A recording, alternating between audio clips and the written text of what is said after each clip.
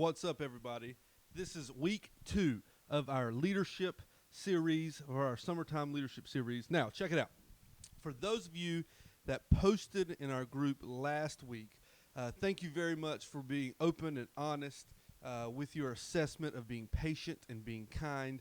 Hopefully, over the last 2 weeks, you've had a chance to practice patience and to practice kindness, putting it into real life action with your family, with friends, maybe with your enemies, with people around you. So thank you very much. Those of you that sent me emails, thank you very much. And also, if you did not post or email back and you are wanting to be a part of this group, listen, it is essential. It is really important that you interact with our group and sending me the info from you about the challenges that we put out there. Because the reason we're doing this the way we're doing it is so that we can create kind of a viral small group type deal, so that we can help each other, we can learn from each other, we can encourage each other, and we can become better leaders together. So make sure after this week, after we talk about these 2 leadership characteristics this week, sometime before next Tuesday, that you post in the group or you email me back responding to the challenges that we give you this week. It'd be really cool. So here we go. The next 2 characteristics of leadership that we're going to talk about this week is the next 2 listed out in the book of First Corinthians chapter 13. Remember, it talks about love. It says love is patient, love is kind. And so the next thing that it talks about is that love is envy. And remember, we are connecting leadership with love. We lead out of love. We serve out of love. So we're talking about leaders do not envy. Now, you know what envy is, right? Envy is when you look at somebody else's leadership or look at somebody else's job or look at somebody else's life, and you immediately become jealous about what they are doing, the opportunities that they have, the things that they get to do, maybe the way that God is using them, and you kind of feel sorry for yourself that you're not getting the same opportunities. Here's the thing about envy, y'all. Check it out. It is really, really important that you understand that only you are the only one that can completely fulfill the purpose that God has laid out for you. You're it. Nobody else in the world can come into your purpose of life. Nobody else in the world can come into and try to fulfill your leadership purpose, because you have been gifted and designed and created to fulfill that purpose, and only you can do it. Nobody else can do it. So when we start to look at other people's lives and look at other people's leadership and look at other people's opportunities that God has given them, and we start to get jealous or we start to get envious, man, let's just try to remember together that what they are doing is what God has gifted them to do.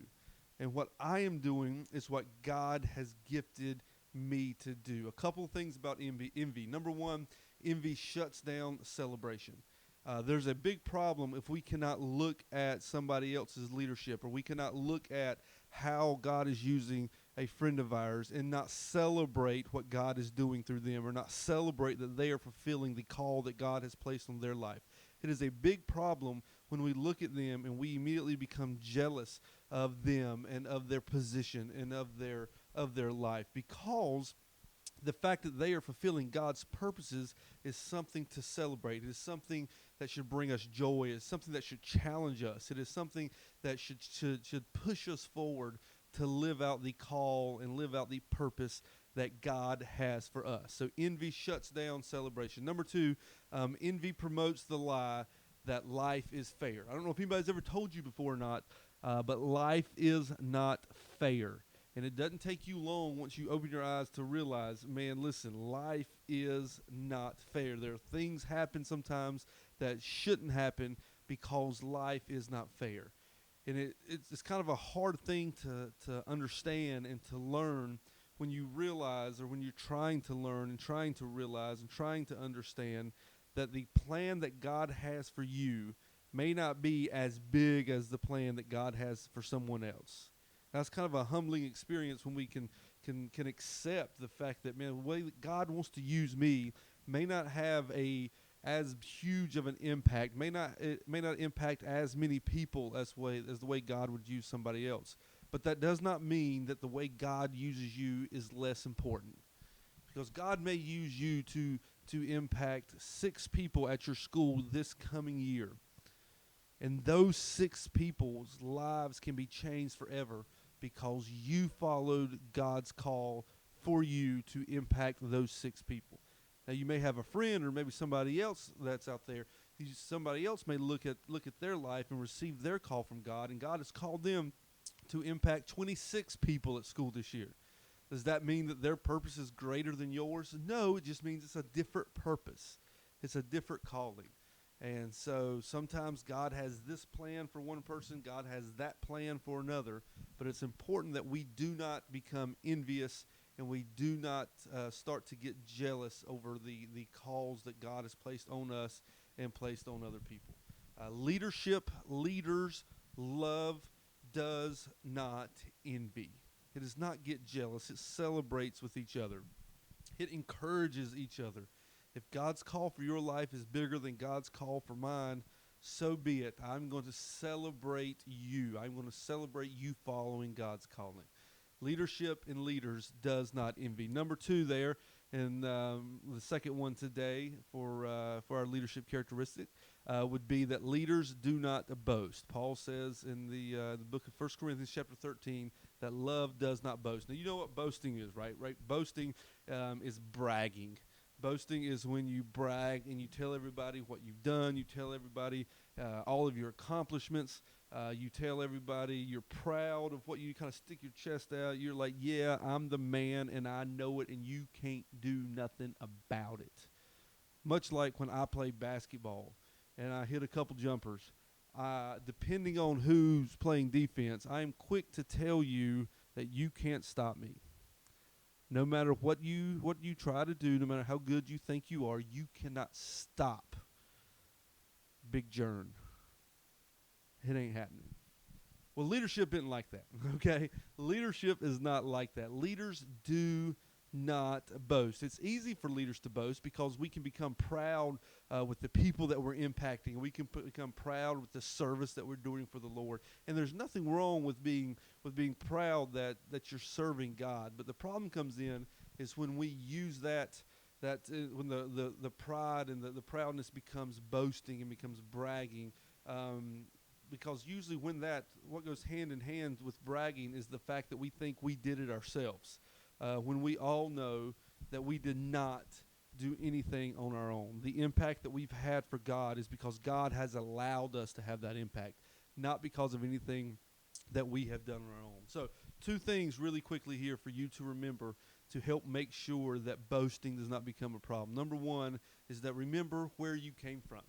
There was a time when you were not as good of a leader as you are now. There was a time when you did not have as big of an impact as you do now. At one time, the victories that you are experiencing in Jesus, at one time, those victories were once your struggles.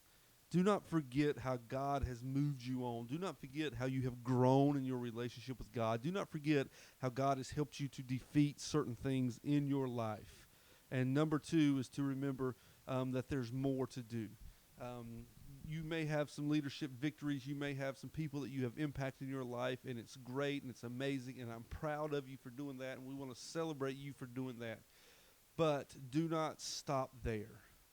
Do not stop there. Continue on. Continue fighting the fight. Continue running the race. The race is not over. God has more for you to do. If you are watching this video, I hope you are breathing while you're watching this video. And if you are breathing, that means that God has more for you to do. God's got more for you to learn. God's got more impact for you to make. God's got more people that he wants to use you to lead them to a relationship with him. So remember where you came from, and remember you have more to do. So today, leadership does not envy, and leadership does not boast. Hopefully these are characteristics that you do not see in your life and in your leadership. But if there is, it's cool. God is able and God is sufficient enough to help us with these problems. So I will post the challenges for this week. Make sure you check them out. And before next Tuesday, 1 week from today, make sure that you complete these challenges, you complete these goals. Post in our group. Send me your emails about how you did it, if it was successful. And if you want to give us an update from 2 weeks ago about being patient and kind, and if it's still a struggle, which I'm sure it is, it's only been 2 weeks, right?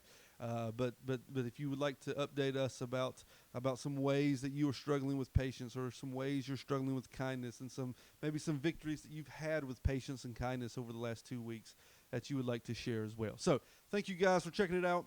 We will be back next week for week number 3 in our Summertime Leadership Series, and I will see you all then.